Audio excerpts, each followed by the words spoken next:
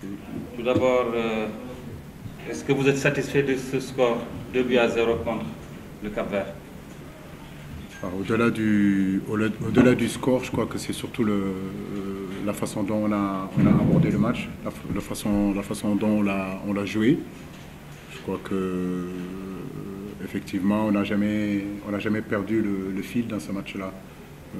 Que ce soit en première période où je pense que si on était un peu plus efficace, on aurait pu sortir de la mi-temps en menant au moins 1-0, en marquant au moins un but. Ça n'a pas été le cas. Je crois que à la mi-temps, on a rectifié un petit peu tactiquement. Et puis, je loue surtout la sérénité de nos garçons. Ils n'ont jamais paniqué face à une équipe quand même, une très très bonne équipe du Cap-Vert qui est venue jouer très bas, qui est venue en bloc, qui a bien défendu. Sur un terrain difficile, je pense qu'on a pu quand même concrétiser nos occasions et surtout ne jamais vraiment perdre le fil du match. Et je crois que c'est surtout ça qui est intéressant.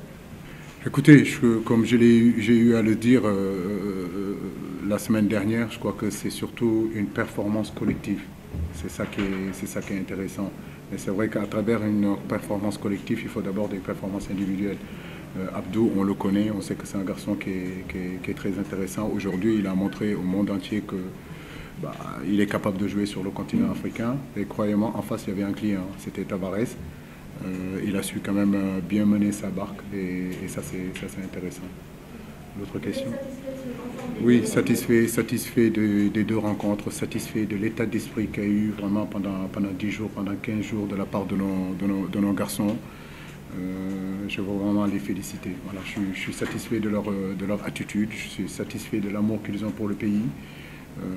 Normalement, ils étaient en vacances, donc jouer dans des performances comme ça, faire des performances comme ça, alors qu'ils venaient de jouer pratiquement 30 matchs, 40 matchs, certains d'entre eux pratiquement 60 matchs. Cela prouve l'amour qu'ils ont et le respect qu'ils ont pour le peuple sénégalais. Je crois que c'est important de les continuer, à les appuyer et surtout à les encourager à aller de l'avant. Il fait partie des tireurs. On en a d'autres. Sadio est capable de tirer. Mais on a aussi d'autres garçons qu'on a mis sur notre liste qui sont capables aussi de tirer les pénaltys. Le 11, c'est normal. Donc je pense qu'on a, depuis quelques temps, on a constitué quand même un groupe Sénégal intéressant, constitué de pratiquement 23, 24, 25, 26 joueurs qui sont capables, si vous voulez, de jouer dans cette équipe-là. Maintenant, c'est important aussi de laisser du temps de jeu à une équipe pour qu'ils puissent à un moment donné trouver les automatismes, leur laisser donner la possibilité qu'ils s'entraînent ensemble, la possibilité aussi d'évoluer ensemble. C'est parce que c'est en évoluant ensemble, c'est en jouant ensemble qu'ils vont à un moment donné se retrouver. Donc sur le deuxième match, on a décidé, hormis Edouard qui rentre dans l'équipe, à aller vraiment vers le 11 type du Sénégal, mais tout en sachant que ce n'est pas en 11. J'ai envie de dire que c'est au moins 17, 18, 19 joueurs aujourd'hui qui sont titulaires dans cette équipe nationale du Sénégal.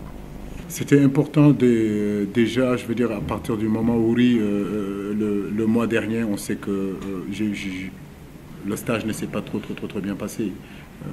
Dans la mesure où quand vous jouez avec le Sénégal, le peuple, notre public, nos supporters attendent qu'on gagne. Donc c'était important, si vous voulez, sur ces deux matchs-là, en direction des éliminatoires de la Coupe du Monde au Qatar, de donner une bonne copie. Je crois que sur ces deux matchs-là, on a vraiment vu des garçons concernés, des garçons qui ont envie vraiment de répondre, entre guillemets, à toutes ces critiques qui se sont abattues sur nous.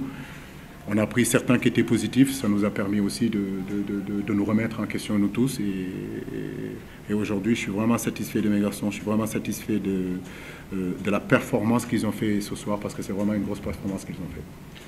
Voilà, la suite, on verra. Vous savez, actuellement, là, ils vont partir en vacances, mais je crois que bientôt, fin juin, ils vont reprendre la compétition. Se trouvera à un moment donné les problèmes de transfert, des garçons aujourd'hui qui ne savent pas exactement où aller, d'autres qui doivent changer de club. C'est ce qui rendra en tout cas ce match du mois de septembre très compliqué parce qu'il n'y aura pas beaucoup de journées. Et mon inquiétude et ma peur, c'est qu'on se retrouve à un moment donné au mois d'août, au mois de septembre et que la situation contractuelle de nos garçons ne soit pas vraiment réglée. Mais je crois que si tous ces contrats-là, ces situations contractuelles sont réglées, je pense qu'on a vraiment un groupe intéressant, capable de revenir. C'est un petit peu la suprématie de la sous-région quand on joue contre ces équipes, que ce soit le Cap-Vert, que ce soit la Gambie, que ce soit le Mali, que ce soit toutes ces équipes qui sont frontalières à nous. Il est important aussi, nous, de nous imposer, de montrer que nous sommes le Sénégal. Mais en réalité, que ce soit Tavares, que ce soit Sadio Mané, tous ces jeunes-là s'identifient à eux. Donc on les encourage à être comme des Tavares, à être comme des Sadio Mané. Il suffit juste d'y croire, d'y penser et de croire en leurs rêves. Et dans le football, quand vous croyez à vos rêves et que vous travaillez dur, vous pouvez réussir. Ça, c'est sûr. Écoutez, moi aussi, j'ai été surpris du coup franc de Ghana parce que d'habitude, il n'a pas l'habitude de les frapper. Mais je crois que aujourd'hui aussi, le fait d'évoluer dans des clubs où il y a de vrais tireurs, c'est normal. À force de les côtoyer aussi, il a pris sa responsabilité. Et effectivement, sur ce coup de pied arrêté, ça nous a décanté le match et nous a mis vraiment dans le bon bout. Je le félicite et félicite vraiment l'ensemble de l'équipe. Oui, je crois que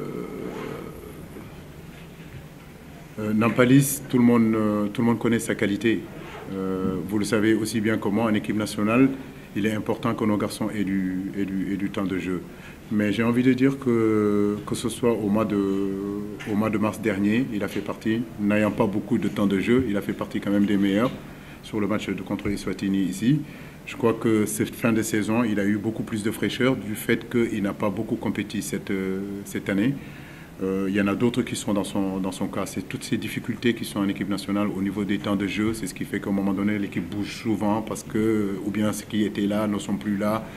Je vous ai parlé tout à l'heure des problèmes contractuels qui sont parfois un petit peu tard dans la saison. Je vous ai parlé aussi du temps de manque de jeu parce que les coachs ne font pas confiance à nos joueurs par moment. Alors on se retrouve un petit peu avec un groupe déséquilibré où il y a des joueurs qui jouent beaucoup, d'autres jouent peu et d'autres ne jouent pas du tout. Mais c'est vrai que pour Nampalis, c'est sûr et certain que j'espère qu'il trouvera un club et qu'il pourra compétir parce qu'il a le niveau pour jouer dans n'importe quel club en tout cas.